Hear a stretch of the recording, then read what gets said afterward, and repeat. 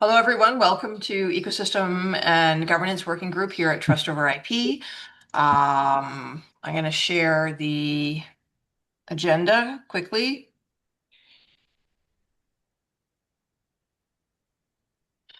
So we have antitrust policy notice that we have to describe every meeting, that attendees are required to adhere to the meeting agenda, not participate in activities prohibited under antitrust competition laws. And all the members are to have signed agreements to participate beyond an observer role. Sam Ruckard, you're a new member. I think, yep. If you would like to give an introduction or to give an introduction into the chat, you're invited to, or if anyone else would like to give an introduction in the chat or speak, interrupt me and let me know. Yeah, sure. I'm happy to do a quick one. Hi, everybody. Nice to meet you. My name's Sam Rickard. I work for the Accenture as part of the Digital Identity Innovations team. I've been on and off Trust Over IP calls for several years now since its instantiation. Accenture's been part of the community for a while now. Just kind of comes and goes with the business and where I can spend my time. Really interested in today's topic, so I thought I'd dial in. Thanks for having me. Great, thanks. Okay, so do we have any task force? Uh, Drummond with is some of the here if you missing need. chairs. Drummond is here. Yeah, Drummond is here. Although I suspect he might be double. Do He's we have joining us. any new chairs? I'm waiting. Has Mackie accepted? I don't know. We'll discuss chairs next meeting then. Also, is there anyone today who can give a governance architecture task force meeting update? They met yesterday, right? Oh no, last week. Neil? No further action on the governance architecture team. We're now on a schedule on as required, and at this point, no issue has leapt across to cause us to have a meeting yet. So, certainly, if you want to follow that, it's certainly up on Discord in terms of when we'll be scheduling a next meeting. Excellent, thank you. And for Bite Size Trust, the videos are ongoing and you can follow the updates. I don't want to take more time. Follow the updates on the Discord channel.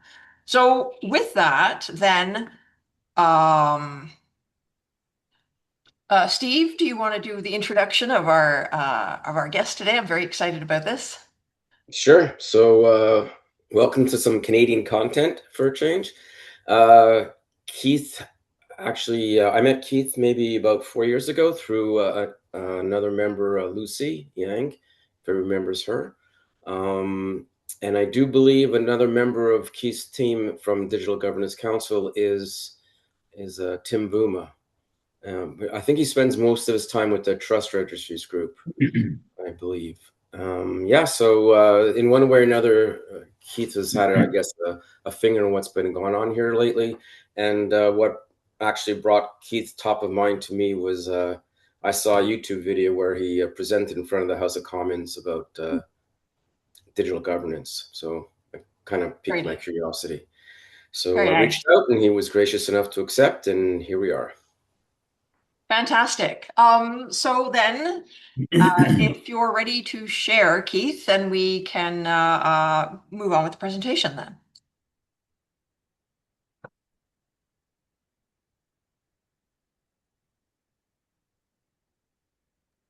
All right. Well, thank you for the invitation. It's a pleasure to join you. A couple of perhaps housekeeping pieces, just with respect to the agenda references the Digital Governance Council, and formally as the Standards Council of Canada. That should say CIO Strategy Council. Formerly, I was with and employed with the Standards Council of Canada, but just to note with respect to the agenda that the Digital Governance Council was once referred to as the CIO Strategy Council. Also, with respect to that kind introduction, Stephen, it was the Senate that I had the pleasure of speaking in front of and certainly looking forward to the future with respect to also engaging with the House of Commons, albeit the House of Commons and the committees are a bit more feisty, I would say, than when you present in front of the sober second thought of the Senate. Um, with that, I will go ahead and get into straight into things. Just a note before you go straight into things, there's the corner of a window is in front of your slide called Digital Trust something with a little share. That's it. So I don't know. Yeah, just didn't want to block it. Thank you so much.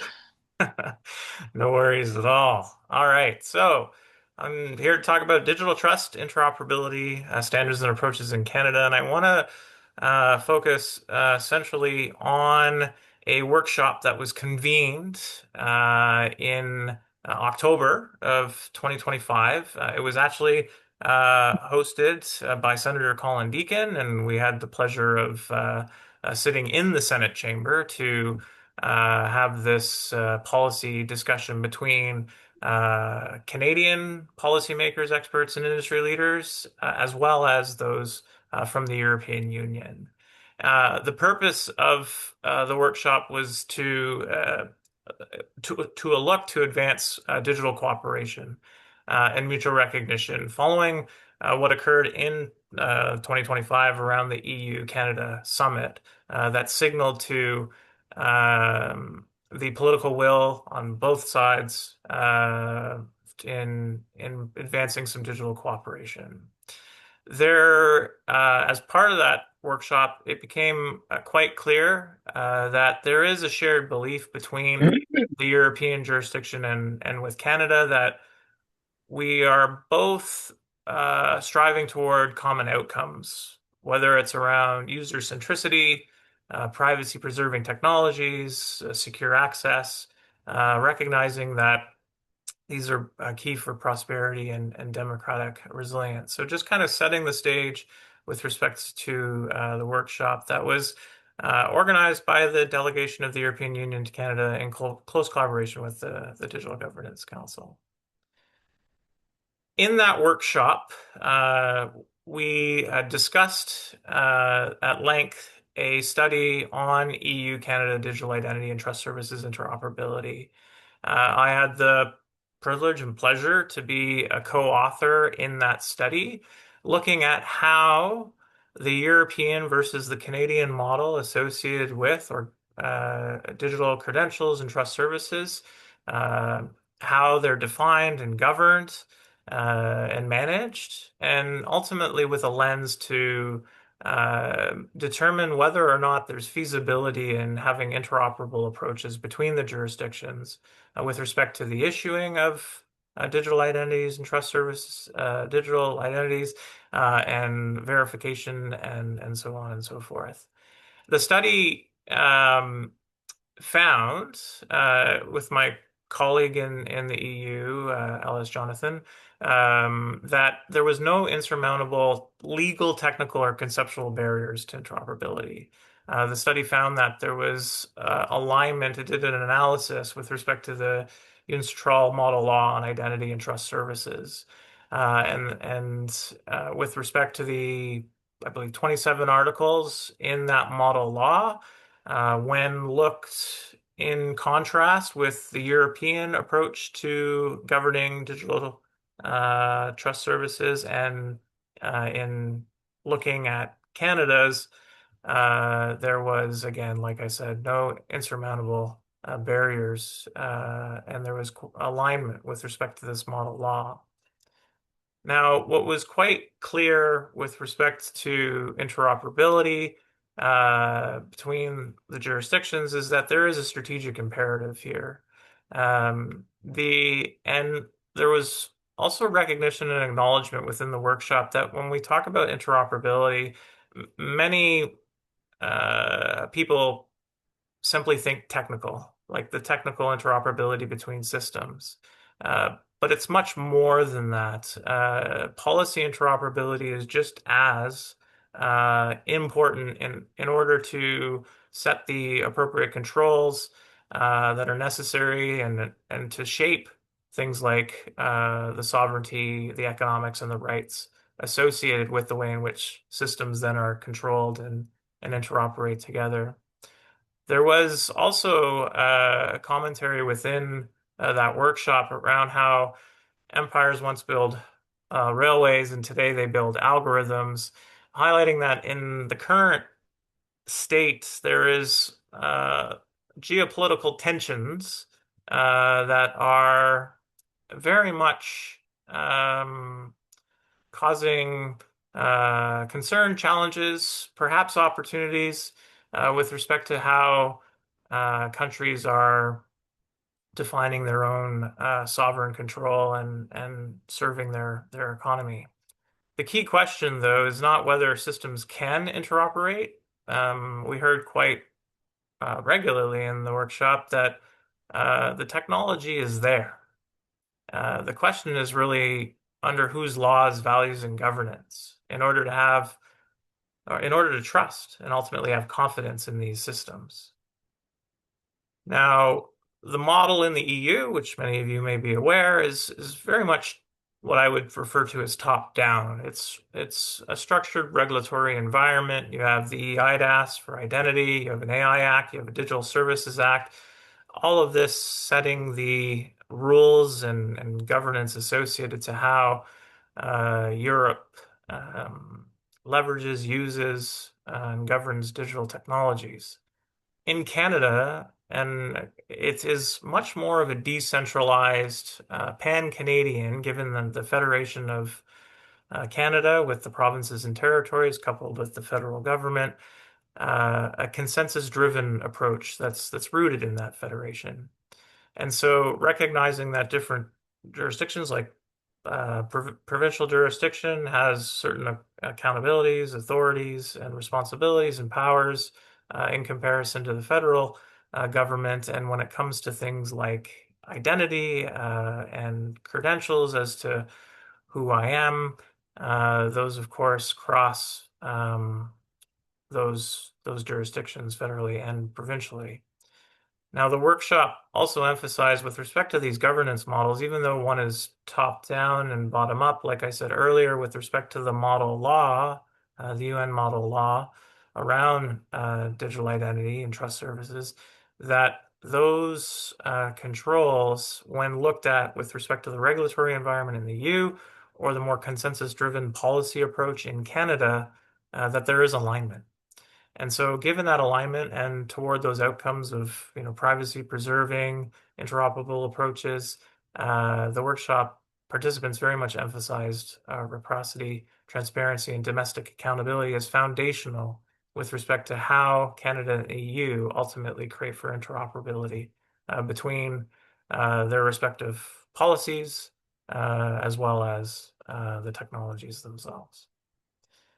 Now, that workshop also emphasized that we needed to take a use case driven approach, coupled with that study that I mentioned earlier, really looking at pilots as an opportunity to have living laboratories for interoperability, to create the necessary market conditions in both jurisdictions to enable for this interoperability, but to also test and to, I would say, stress test the governance in order to have trust between jurisdictions. Some high value pilot areas that were discussed were everything from mobile driver's license, travel credentials, education, professional qualifications. At the end of the day, within that workshop, there was a convergence around B2B and workplace applications as being the least contentious and the most impactful early pilots, as it focuses on the business to business relationship in comparison to that with a citizen.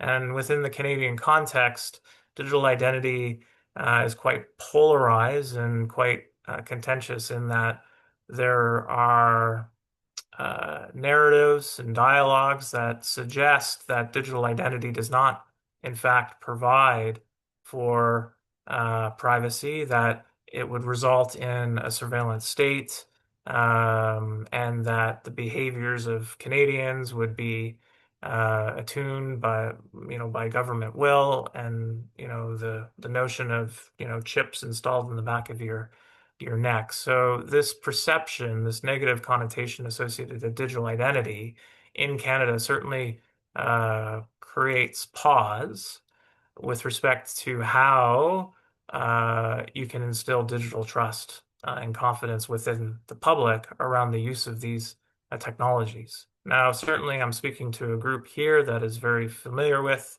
understands, recognizes what digital identity is, and what it does, and that it actually preserves privacy, or in fact creates even more confidence with respect to the privacy of a person, in that you can have zero knowledge associated with I'm not showing my driver's license with all that information in order to purchase alcohol. I'm only providing whether I'm of the age of majority, so data minimization, these kinds of approaches to technology that can further preserve privacy.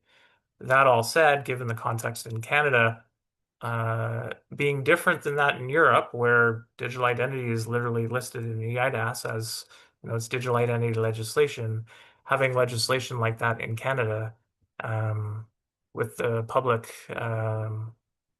concerns associated, would never happen. Now, that all said, what also was recognized is that given the digital identity legislation and framework in Europe,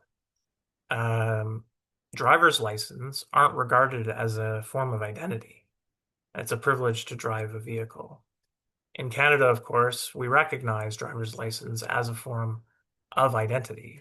And what's important to recognize there is that in the context of having interoperability between these two jurisdictions, the recognition of a driver's license in that way in Europe is a foreign concept, given that that's not the way in which those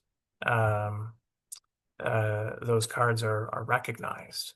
So in turn, again, looking at B2B as an opportunity to further establish pilots that can stress test the governance mechanism and ultimately the trust, but recognizing at the same time that there are areas in which there's a difference in how these two jurisdictions assure that a person is who they say they are. Now, when it comes to the mutual recognition and legal pathways, there is a call, and was a call, for a formal EU-Canada mutual recognition agreement grounded in that UN model law. Recognizing that both approaches, whether it's policy-driven in Canada, consensus-based, or top-down in the EU, that there is alignment with that to the model law.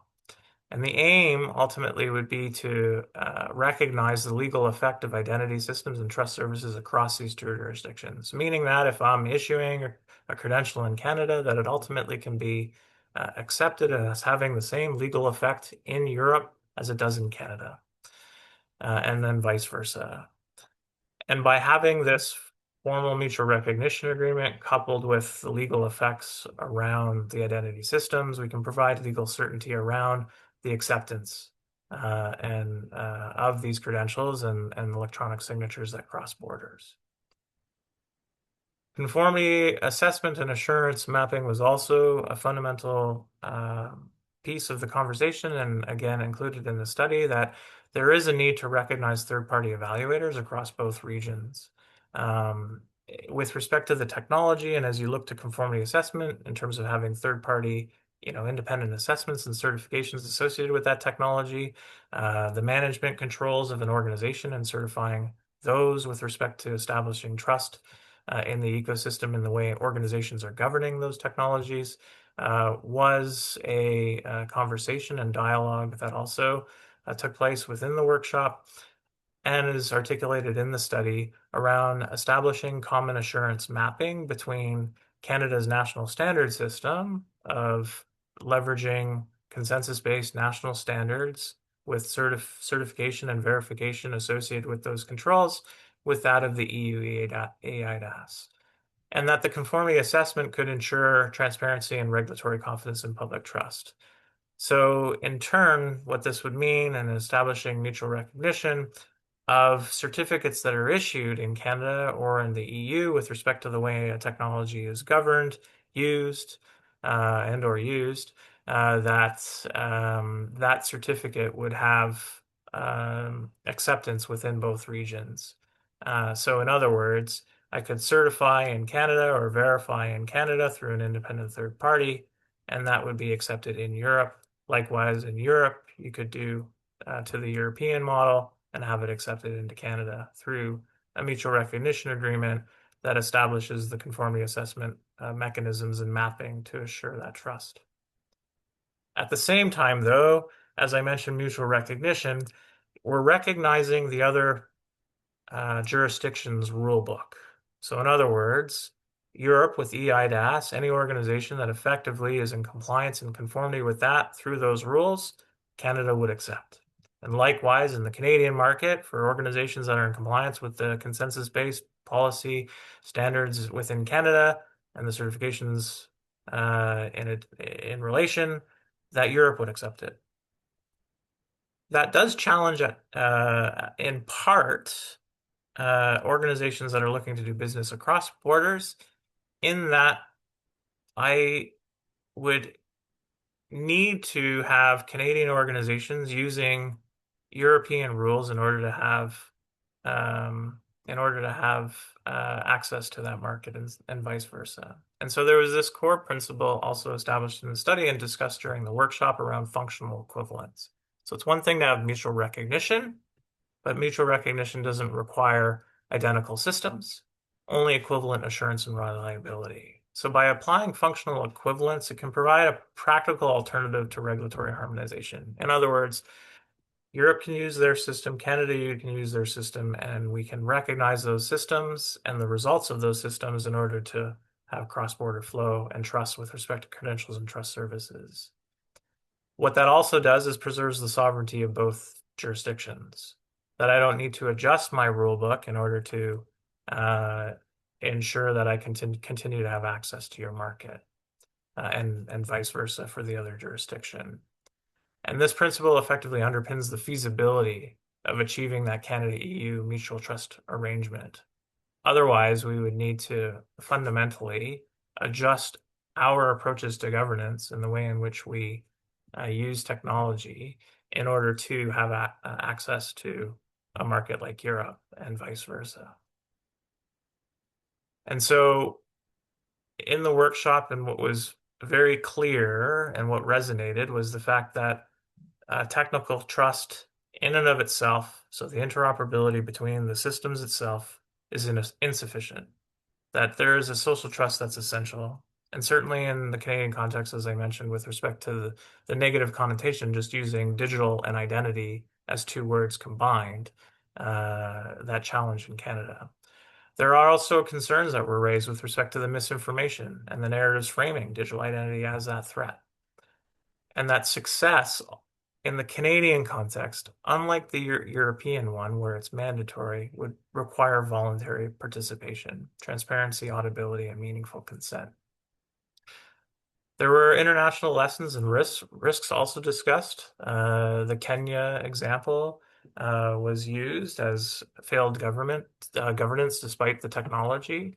There was an emphasis around public engagement and democratic legitimacy of credentials, and that Canada's federated standards-based model is seen as inclusive and resilient, as it is an open, transparent process where stakeholders can engage and the public can engage in the establishment of the rules that ultimately get codified.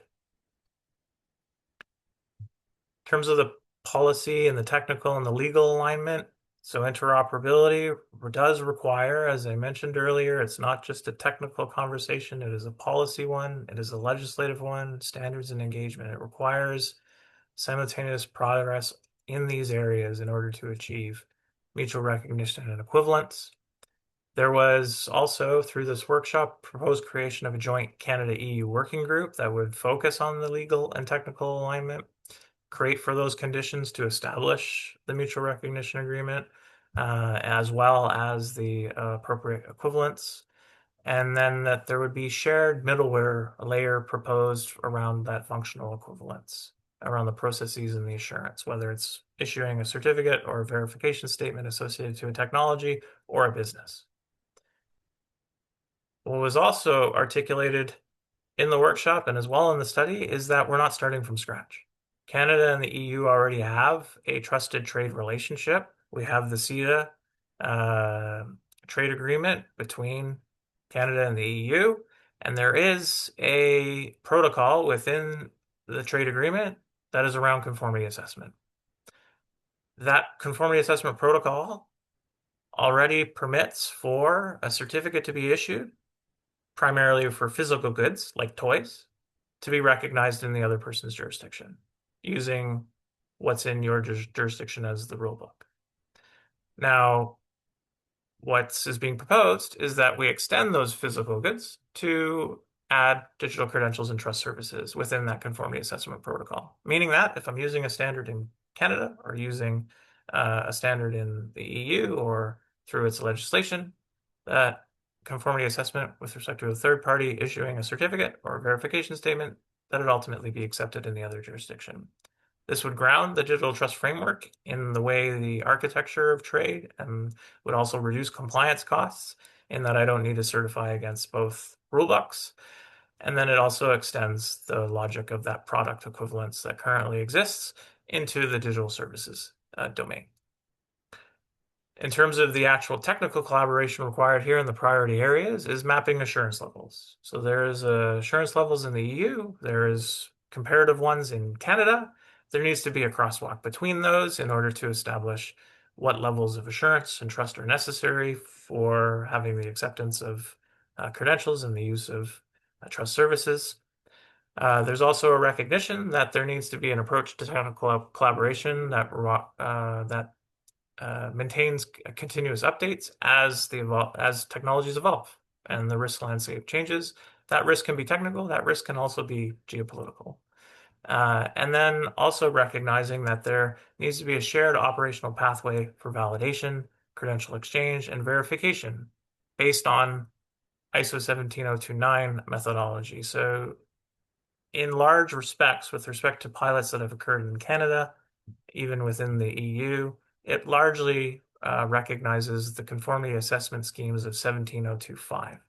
17025 of ISO and IEC focuses primarily on goods and services, and it is referred primarily as product certification, whereas 17029 focuses on validation and verification, which could look at goods and services, but it can also look at an organization's controls and its management and issuing a statement of verification. Because one thing that's very clear with respect to product certification, when you look at your toaster and you see that mark of conformity, it doesn't say much, right? It's a physical product. You see this mark. There's some, perhaps some people naive as to what it means, but it looks like it's been checked. In the digital context where there's a lower level of trust in relation to these technologies, there needs to be a more informative way to the public to indicate what that mark means. And so 17029 issues statements of verification. Those statements of verification verify digital claims that an organization makes with respect to its controls, with respect to the way in which it governs its technology and manages them, with how they use them. And that information can be extremely important to be able to address misinformation, disinformation in the market, and also serve as a tool to instill confidence and trust beyond what a mark of conformity can do in 17065, given that in the digital context, quite frankly, we don't see it. That infrastructure is not, I can't hold it in my hand necessarily. So next steps and immediate opportunities, I'll leave you with this, is that there needs to be shared communication framework recommended using clear neutral language between Europe and Canada. I already talked about one of those areas that's a touchy topic, which is digital identity. The fact that that's a common term used in legislation in Europe and common in Europe as a mandatory thing, and in Canada not. Being able to reconcile that communication is going to be important. to instill trust and confidence in the Canadian market. Engagement also needs to remain voluntary and transparent, privacy protective, so that citizens effectively have agency to choose whether or not they want to participate in such an ecosystem. And that finally, the political dialogue was encouraged at the workshop around the G7 Digital Ministerial and the future EU-Canada agreements. I'm pleased to say that come last December, the G7 Digital Ministerial met, as well as the Canada-EU Digital Partnership. They had their inaugural council meeting and a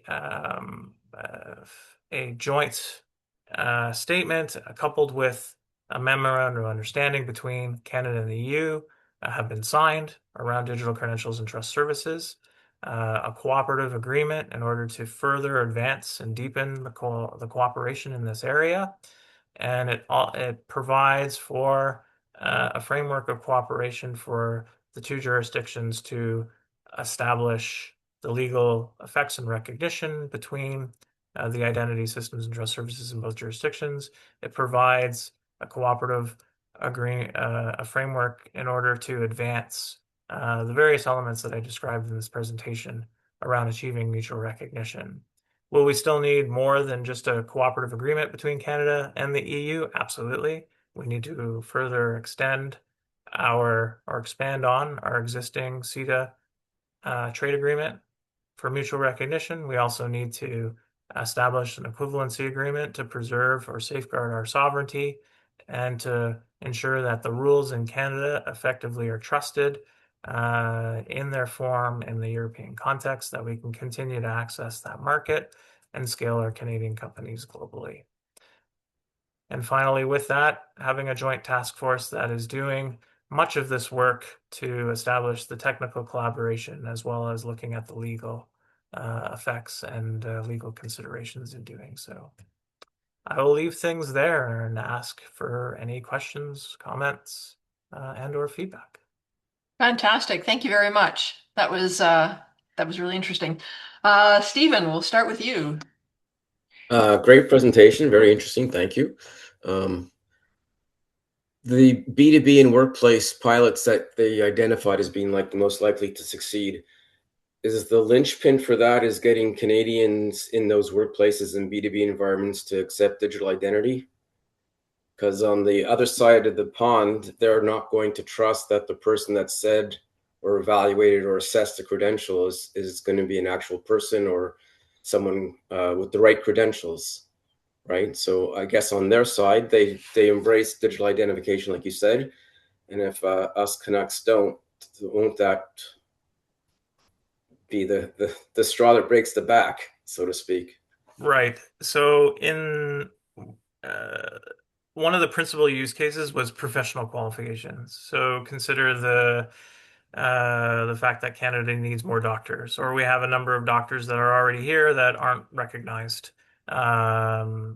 There is opportunity through this where this becomes less of a conversation about digital identity and more of a conversation in Canada around having doctors available. And so in that regard, how do we recognize the credentials of these individuals and qualifications is where you can leverage digital identity credential systems in order to do so. So it's changing the narrative, I would say, with respect to what we're aiming to achieve. In this case, my example, ensuring that all Canadians have access to a family doctor as an example, recognizing that the barrier is in large reason in that the qualifications aren't recognized. And is there a potential way through these kinds of mutual recognition agreements in order to use the technology to be able to issue such a certificate and to recognize that credential, to verify it, and ultimately have it accepted? Again, like I said, it requires the legal effects of the identity systems to be recognized in both countries in order to do that.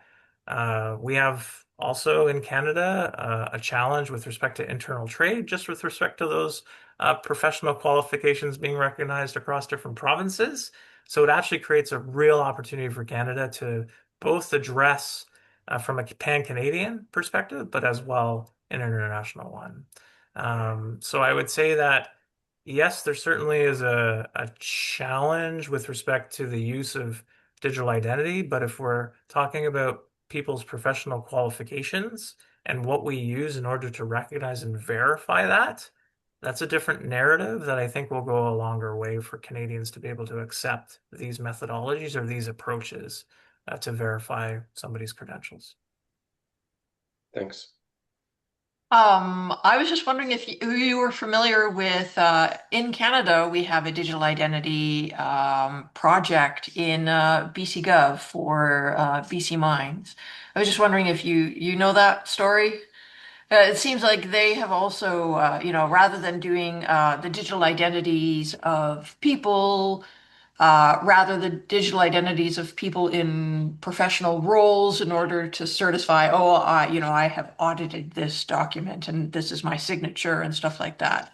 So the opportunity for Canada is similar to, as you say, about not tying it so much to personhoods, like individuals interacting with the government, which is can be uh, contentious here in Canada. I agree, but about roles. Are there other examples in Canada that you're aware of, like BC Mines, that we could leverage?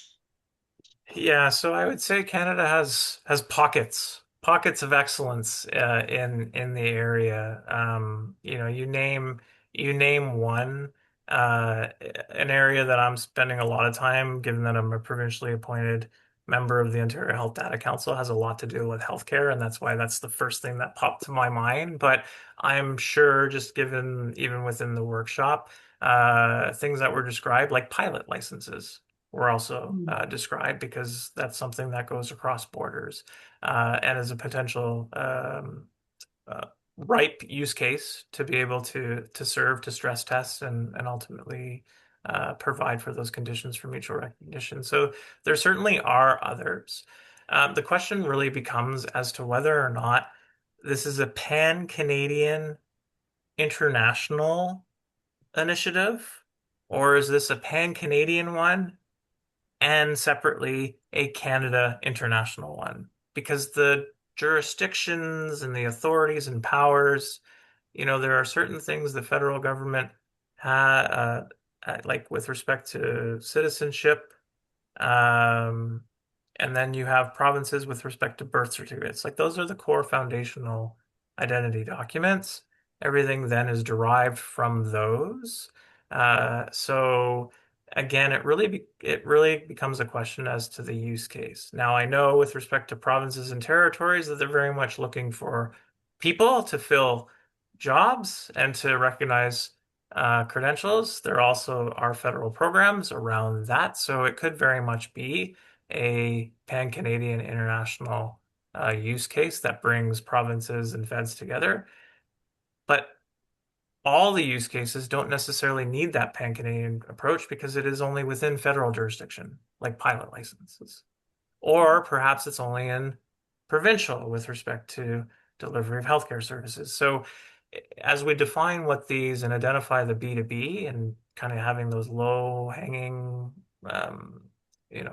least contentious use cases, we just need to be mindful as to who needs to be in the room, and where those authorities rest, and not to conflate it more than it needs to be, so that we actually get real traction on the ground.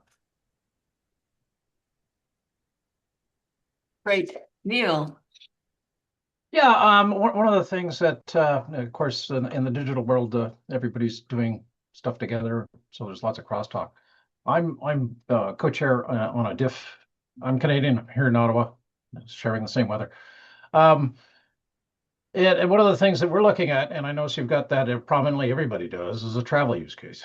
So one of the things we've been looking at in depth is looking at a travel profile, a secure digital travel profile, such that one of the conundrums there is if you want personalized services, you have to share a lot of personal data.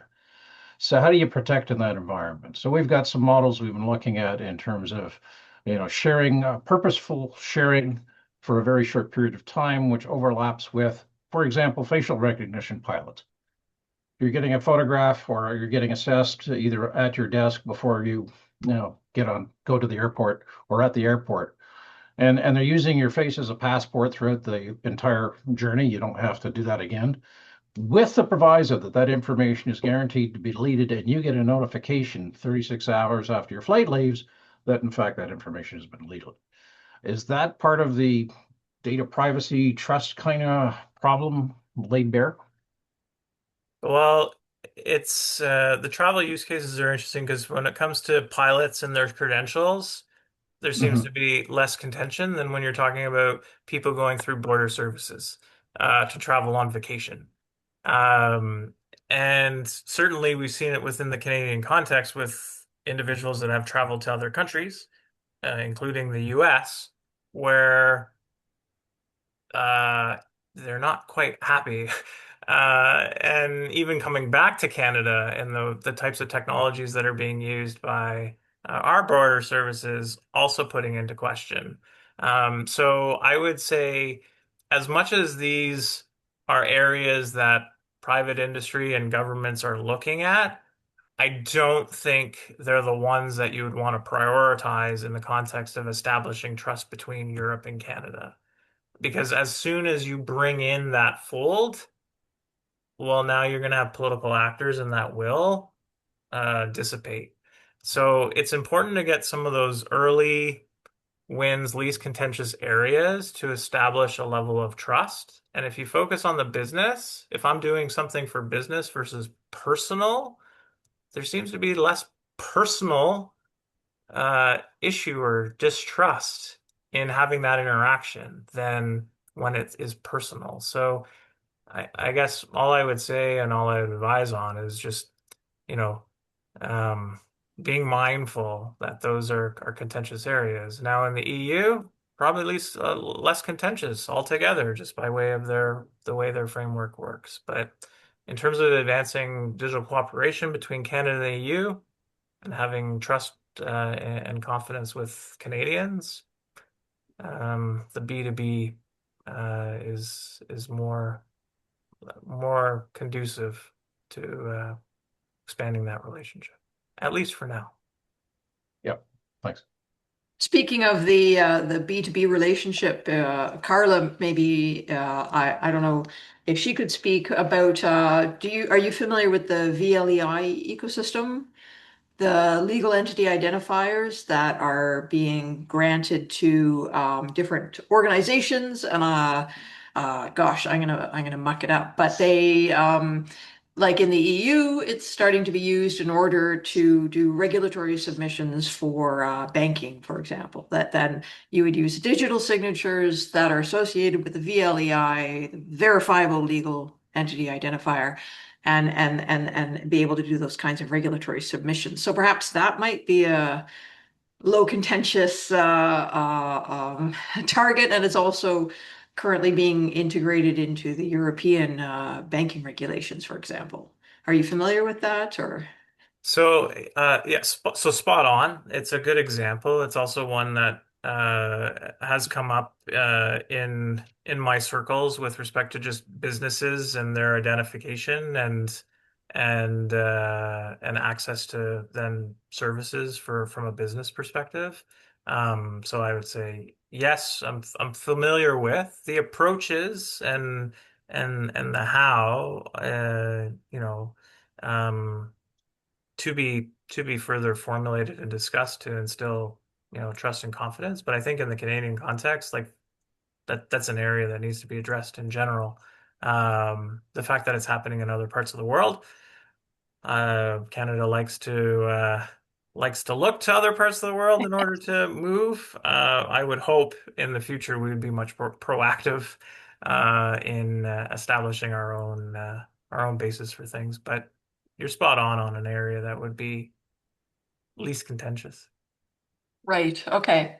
And within Trust over IP, then we do have connections then through Carla and the Kerry Foundation, which is also the underpinnings of the technology for that. In fact, that specification just got passed.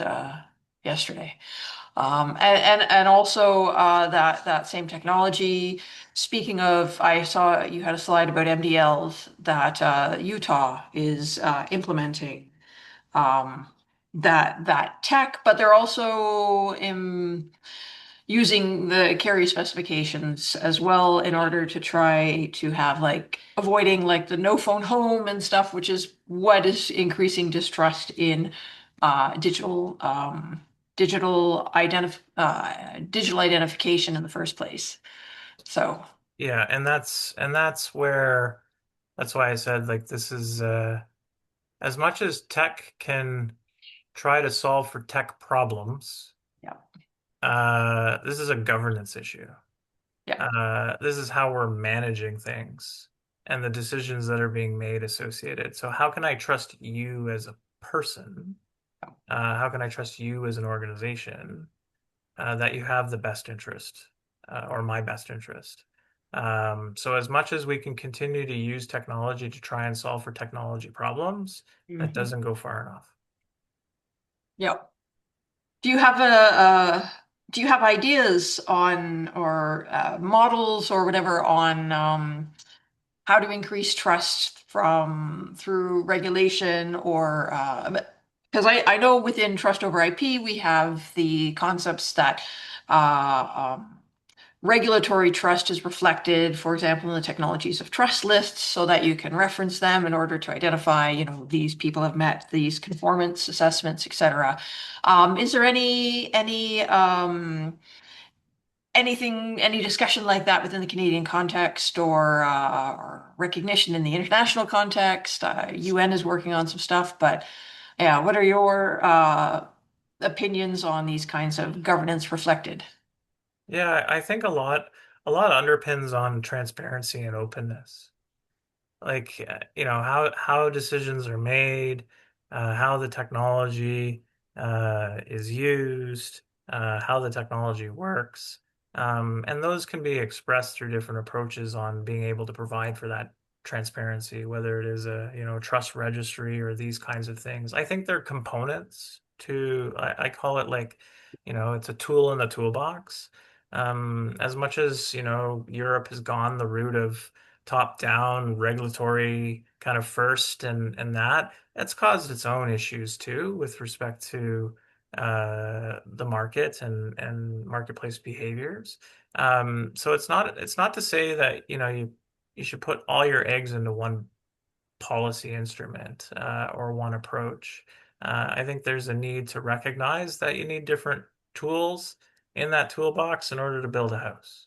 I'm not going to use a hammer to screw in to screw in a screw, or I'm not going to use a screwdriver to hammer in a nail. Like, but at times I find that our policy orientation seems to gravitate toward one instrument or a select few instruments.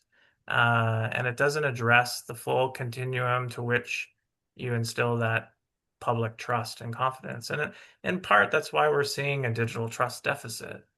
Like we have rules for the road, we have rules for building houses and these types of things. There's inherent trust. People are walking into their homes, not giving a second thought. I'm putting toast in my toaster.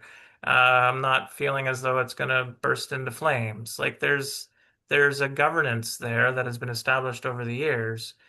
The internet was created not with that thinking in mind as to when it was scaled in the way in which it's now propagated into society and the types of technologies and uses that are there. And now we're trying to rein that in.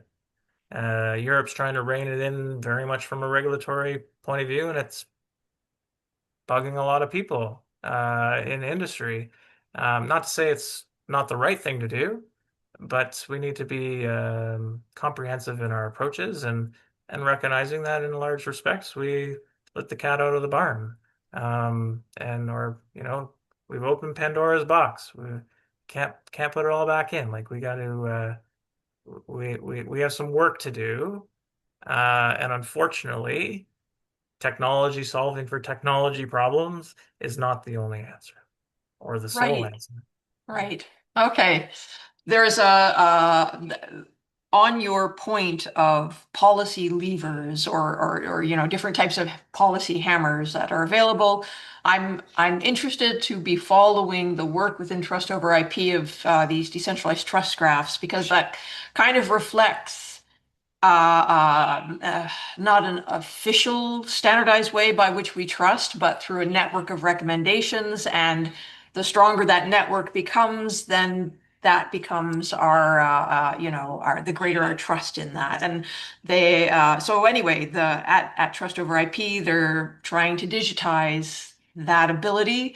So I'm going to be interested to see how that follows in the future for as perhaps another policy lever for digital trust. Amazing. Amazing, So amazing. excellent. Are there any other questions from our audience? Lynn. Hi, thanks very much, Keith. This has been really informative. I'm just wondering if you see any opportunity or potential for bringing wider community in on this. We were talking about governance being the key focus here. And how can we bring the general public or society in to support what we're trying to achieve here? Yeah, a great question. And what I'd start with is saying public consultation is not enough. The level of engagement, it really needs to be a collaborative piece. I mentioned in the presentation this notion of establishing joint task forces and that's not just to say bring policymakers and technical experts in the room. It needs to bring the public, civil society, to be able to create for the necessary controls to instill that level of trust. Because again, it comes down to transparency and openness. If you're building in a vacuum, whether it's the technology, the policy, the governance, the acceptance is not going to be there. Or you're going to come up to a hard realization. So I think if anything, the advice and the advice I'm providing, both public and private sector, is that transparency and that willingness to collaborate in a form that it creates those necessary conditions for trust. Um, can't do these things in a vacuum. Yeah, So I would hope as a task force is designed in relation to this MOU that's been struck between Canada and the EU, that folks like yourselves would have an invitation to engage in those discussions just as much as the public and any other policymaker in that makeup. I'm not the one that gets to decide, but fingers crossed, my hope is that that is what will occur. yeah, and two, I think it's like your toast example. There's the literacy issue here, just the awareness or mindfulness, as you mentioned.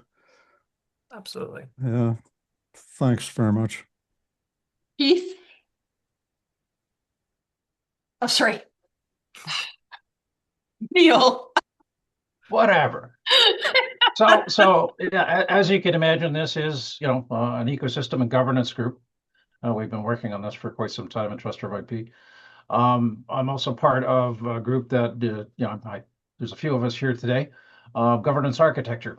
So we're looking at what is the technical and, how does the technical work with the governance, right? So we're having a lot of discussions on that. So we've got, actually, there's one of the members who's in Australia right now, and he is on the UN FACT committee on trust registries in a UN. So we've got a lot of expertise in here. So I guess the question, especially for us Canadians on the call, are there some opportunities that you would see we should keep an eye out for expertise that you may be looking for? Yeah, so what I would say is that don't let technology define governance. That governance should be defining how technology behaves. Unfortunately, we're living in a system where technology, in many ways, is actually establishing the governance, and we're We're participants in that, whether we like it or not. We didn't make those decisions. It's just the way in which we have to operate in society. So in terms of the expertise, as you look to governance experts toward this, I would say very much there is a need for that expertise in these global discussions, and ultimately helping to create the necessary frameworks to govern whether it's the technology, the people, or the process. And as much as, in my presentation speaking to Canada and the EU, I know that there's joint partnerships that the EU has established with Japan and other parts of the world. And I know there is a look to having all those countries engaged in discussion around digital cooperation and further expanding those partnerships. So I think there's certainly an opportunity for those that aren't from Canada or aren't from Europe on this call. I would certainly say that there is opportunity and certainly a willingness, at least on my side, that those expertise from other countries do engage in those discussions, even though their country may not be mentioned in it, because there is certainly a willingness and a diversification of trade at the moment, given the geopolitical tensions, that those conversations need to be had. Fantastic. Thank you. And we're at the hour. So if there isn't somebody who wants to squeeze in a last minute question, I will close the meeting. And thank you very much for a very excellent presentation. I'm going to be working on the editing and getting that up onto YouTube so that we can share that and promote it as well. Thank you very much, Keith, for coming to speak with us today. Well, thank you again for the invitation. And if you have any questions, comments, want to engage in any of this work, certainly I'm an email away. Thank you. Thank you. Thanks Bye, very much. everyone. We'll see you in 2 weeks.